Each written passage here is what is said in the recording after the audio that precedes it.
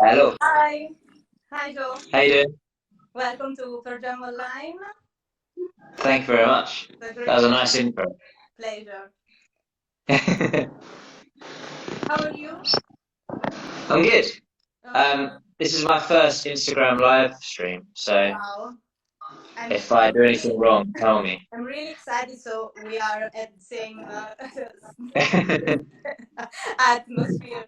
So, what about these great days as a musician and also as a member of a band?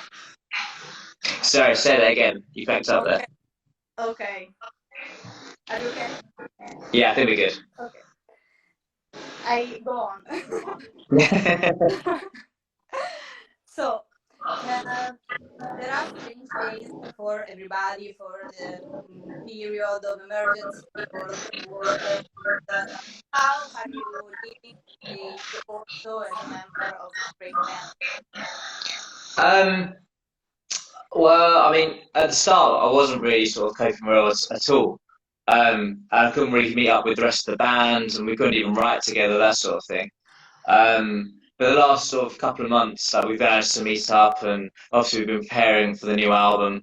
So, getting the videos sorted, and just sort of like thinking of some things we can do at the moment to actually like reach fans. So that's been kind of challenging but quite fun. Like, I don't know, I can't really announce much now, but there's been like some really fun things to work on for us that we're like in due course we can announce. Um, and yeah, just writing new music. I think every band is writing music at the moment, I guess.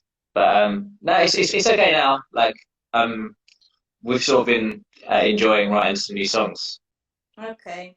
And talking about your music and especially about Real Love Song that is out at the end of June. Yeah, Here in Italy, and I think all over the world, every radio or every music platform are going crazy for it. great. Um, and at the end of July, it was out also an alternative version of Yeah. Real Love Song. What is the story of the song and also of its alternative version? Um, so Real Love Song was one of the last ones we wrote for the album.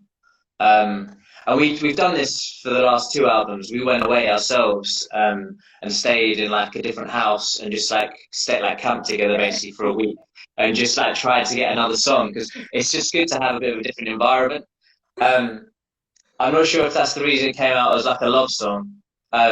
Maybe so. But yeah, I don't know. It came about pretty quick.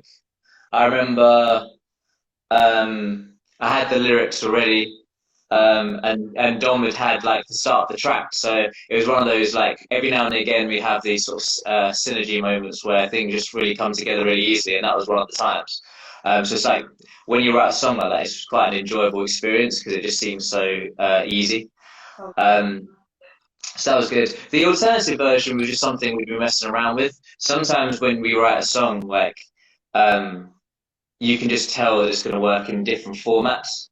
I actually read something like when I was a kid about Dave Grohl when he's writing songs. He'll almost write the song and then decide after whether it's going to be like a big rock song or like a bit of a slower ballad, and he kind of adjusts it that way. And with that song, Real Love Song, we knew that it was going to work in sort of both ways. So that's just what happened, really. Okay. And we say that next October your third album will be out, and Yeah. about the title and about also the title of the first single from the new album, Moral Panic. I think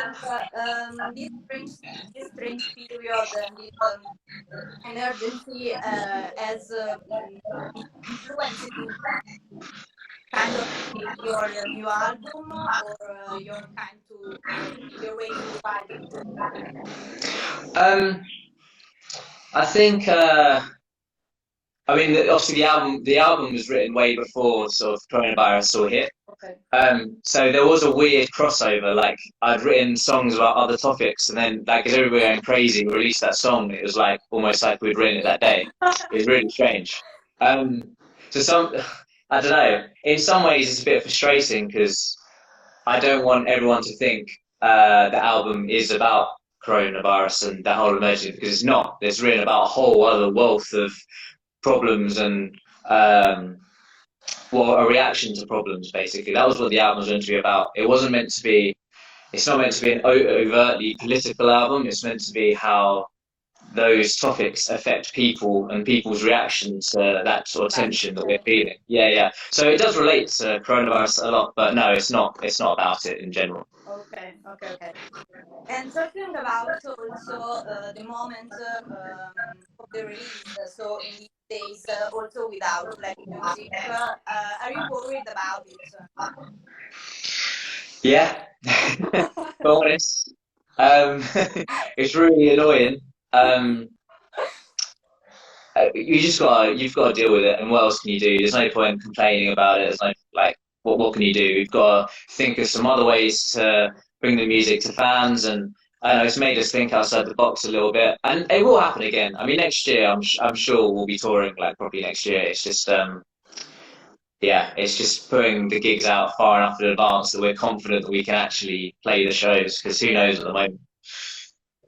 It's rubbish. I miss going to shows. That's the other thing. I miss being at the gigs myself. Not even just playing. Like, going. It's not one of the things I do most. And about live music, as we know it, a lot of and all the live appointments were cancelled or postponed, as our community knows very well, or PearlJam tour Yeah. is postponed. And Uh-huh. if we go into the PearlJam subject, I would like to ask you more about your mention of 10, the list Sure. of most important album or musical band. So tell us more about this. Um, it was just I think part of like my musical journey is like being a kid. Like I sort of discovered Pearl Jam fairly young. I think I was probably about 14 or something. And I just sort of got to that age where I was discovering music myself. It wasn't from outside influences. I was sort of actively trying to find music, and I sort of found Pearl Jam through the sort of grunge era. So I came in that way, and I started with 10. So Even Flow was the first song I'd ever heard from Pearl Jam. Still one of my favourites. Um, and it's just an album that's always stuck with me. Considering it's the first album of Pearl Jam that I ever listened to, it's still the one that I can, you know, I mean, Christ, 15 years ago, that's a horrible thought. Yeah, about 15 years ago, I still listened to it like quite regularly. Um, I remember having like my first car and I had the CD and I sort of wore out the CD in my first car, like driving around Southend where I'm from. Actually, someone on Twitter said to me today that Pearl Jam played in Southend in like 1992, and Southend, where I'm from, is like a small town. Like you wouldn't expect like Pearl Jam from the States to come over. Like, I mean, I was 2 years old, but I'd love to have been there. Okay. And last year we saw Nothing But Thieves at Firenze Rock. Yeah, The same day of Eddie Vedder. yeah, yeah. Yeah, yeah. It was awesome, even if the summer sun was the hottest one, but really great. Yeah. And in that occasion, another occasion, to meet Eddie or Virgin, it you had the possibility to meet them. Did I meet them? Did you say? Eddie Vedder or other members. No. I didn't meet them. Sadly, I'd love to. I watched the show. We stayed and watched the show after, and it was the first time that I'd seen Eddie Vedder at all that day. So it was a pretty special moment for us, and I don't know, it was kind of cool because I mean our band in general are massive Pearl Jam fans. Like it's not just me; it's the whole band. And the Fixer from Backspacer, we always listen to that song before we go on stage. I don't know how that came about, but it's like always on the playlist before. So it was like kind of a cool moment for the band because I say we played like 150 shows a year or something ridiculous. So I've heard that song about 150 times a year. So it was cool. It was cool. Wow. And about grunge generation and about artists that are 90s. Together was guest of Lily Cornell in Yeah, Livestream format. Yes, that yeah, he talked about his generation, the struggle last year, and also about Chris Cornell, Kurt Cobain. Um, how much have these artists changed in your way to live music and also music your dream? yeah. I mean, quite massively. I mean, say like that era of music is, especially on me, quite an influence. It's something that I grew up listening to. Um, and it's more than that, though. I think, especially with Pearl Jam, because Pearl Jam had they had like a way about them that was kind of like a no fucks like given, and it was like if they found an injustice, they were very quick to stand up to the injustice. And it was like the whole story with promoters and stuff, and they ended up being like, no, like we're going to step away and going to do our gigs ourselves. And they did that whole like outside tour arena thing in America, and that was I thought was like a I don't know, it was quite formative to be like for us to be like, okay, well sometimes you can go your own way, you can do it your own way. So I think outside of just the music, that was a bit of an influence as well. Okay. And about this moment of break, of global break, are you listening new music? Are you discovering new artists or inspiration? Um, who have I listened to recently? I'm really into Declan McKenna's new stuff. I don't Wow. know if you know him. Yes. His new stuff's got the kind of like a Bowie thing to it, and I'm really enjoying that. I think it's really well produced. Um, I struggle with new music mostly though. I Okay. mean, Idols is another band. I absolutely love Idols. I think Wow, they're wow, amazing. yeah.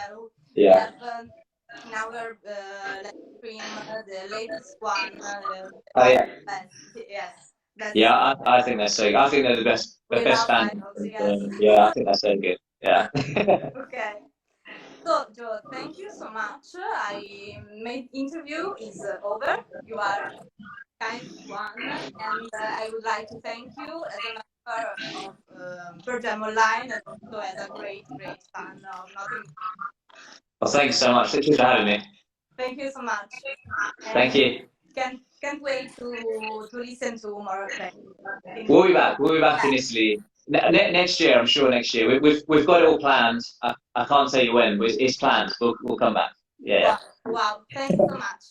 Thank Bye. you so much. See you Bye. later. Bye Bye. bye.